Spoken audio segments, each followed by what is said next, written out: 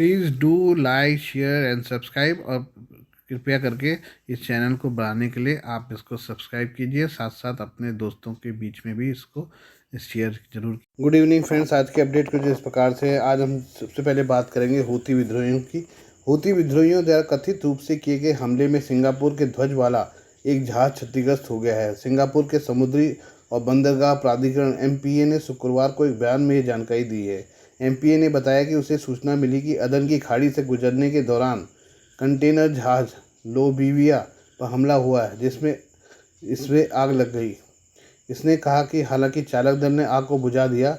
Channel news Asia ने अधिकारियों का हवाला देते हुए बताया कि चालक दल में सिंगापुर का कोई नागरिक शामिल नहीं था और जहाज़ पर सभी कर्मचारी सुरक्षित हैं।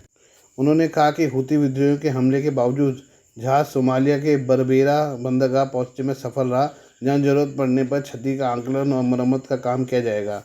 एमपीए ने कहा है कि वह किसी भी तरह की आवश्यक सहायता प्रदान करने के लिए पोत प्रबंधक के संपर्क में है। सिंगापुर की नौसेना ने भी अदन की खाड़ी में अपने सुरक्षा साझेदारों को सहायता प्रदान करने के लिए सतर्क कर दिया है। हूती विद्रोहियों के सैन्य प्रवक्ता ने टेलीविजन पर कहा कि समूह ने लोबीविया पर बैलिस्टिक मिसाइल और ड्रोन से हमला किया।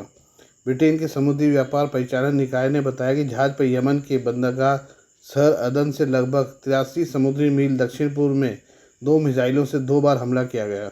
चैनल न्यूज़ एशिया ने ब्रिटिश सुरक्षा फर्म एम्ब्रे के हवाले से कहा है कि जहाज अदन की खाड़ी से गुजरते हुए उत्तर पूर्व की ओर बढ़ रहा था कि तभी पास में स्थित एक व्यापारिक पोत ने लोबीविया की मौजूदगी वाले क्षेत्र में रोशनी और विस्फोट देखा।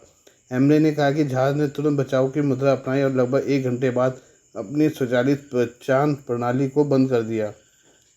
यमन के हूती विद्रोहियों ने गत नवंबर से लाल सागर और अदन की खाड़ी से गुजरने वाले पोतों पर ड्रोन और मिसाइल हमलों की झड़ी लगा रखी है। उनका कहना है कि यह हमले गाज़ा में इसराइल के युद्ध से प्रभावित फ़लस्तीनियों के प्रति समर्थन जताने के लिए किए जा रहे हैं। इन हमलों में अब तक 2 जहाज डूब चुके हैं और एक अन्य को जब्त किए जाने के साथ ही 3 नाविक मारे गए हैं। हमलों की वजह से स्वेज नहर से होने वाले वैश्विक व्यापार गंभीर रूप से बाधित हुआ है।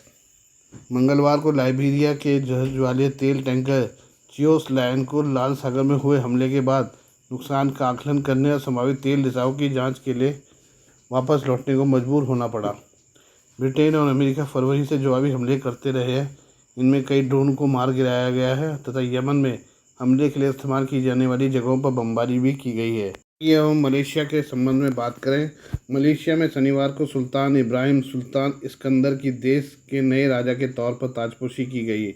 65 साल के सुल्तान इब्राहिम इस्कंदर ने गद्दी संभालने के बाद कहा कि वह निष्पक्षता और न्याय के साथ सरकार चलाएंगे।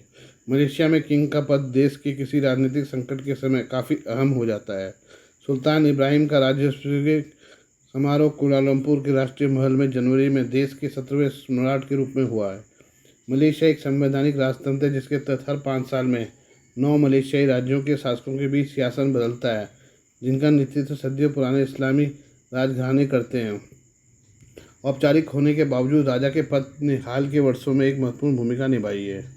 सुल्तान इब्राहिम मलेशिया राजनीति और भ्रष्टाचार के बारे में मुखर रहे हैं।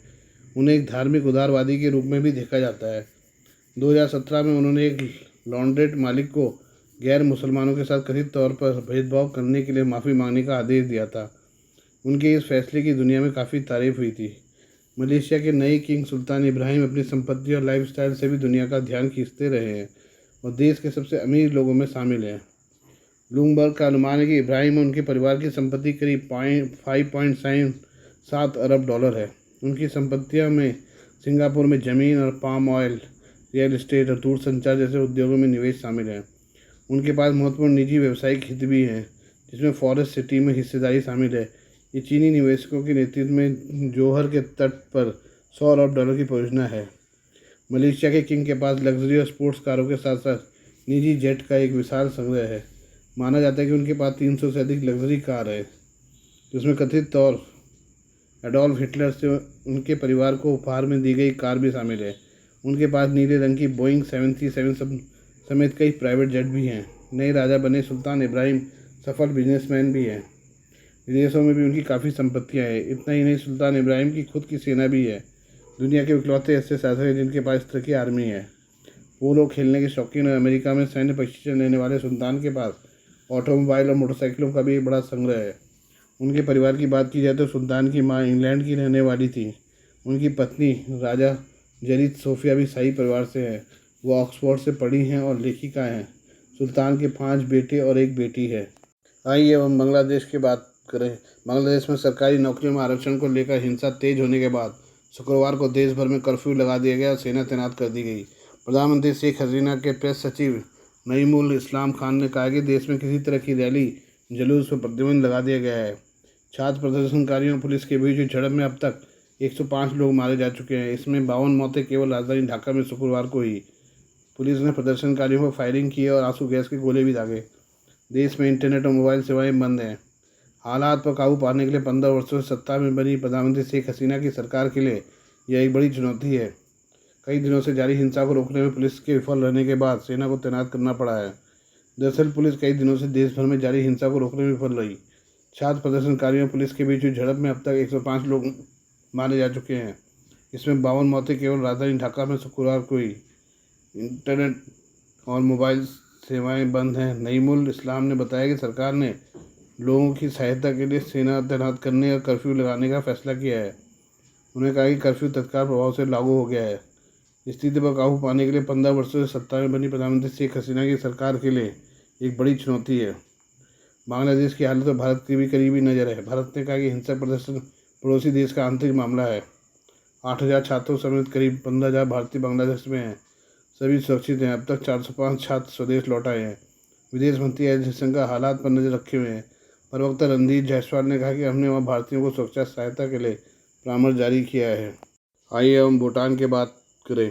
पिछले सप्ताह विदेश सचिव का कार्यभार संभालने के कुछ दिनों के भीतर अपनी पहली विदेश यात्रा पर पहुंचे विक्रम मिस्री ने अपनी भूटानी समकक्ष ओम पेमा चोंडेन के साथ भारत भूटान विकास साझेदारी के कई क्षेत्रों में कार्यान्वयन के तौर तरीकों और सहयोग की समीक्षा की।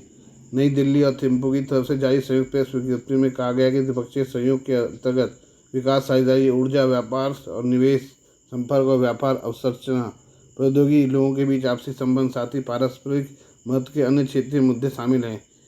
वहीं विज्ञप्ति में कहा गया कि शाही सरकार ने भारत सरकार को आर्थिक प्रोत्साहन कार्यक्रम के तहत प्रस्तावित गतिविधियों की जानकारी दी।